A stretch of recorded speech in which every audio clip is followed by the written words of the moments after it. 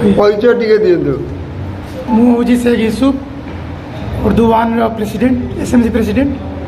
आज शिशु सेविका चयन आज बैठक बसला आज ए समस्त मेम्बर मान उपस्थित थे आउ 5 जन ए आवेदन करते 3 जनकर आवेदन खारिज हो गला आउ 2 जन आसमा बेगम और वाहिदा बेगम 2 जन रहिले भोटिंग माध्यम जड़े आज जीतिला से शिशु सेविका भाव में आम पिला मानकर जत्न नब आउ जमी भल भाव जत्न नब तापाई से टिके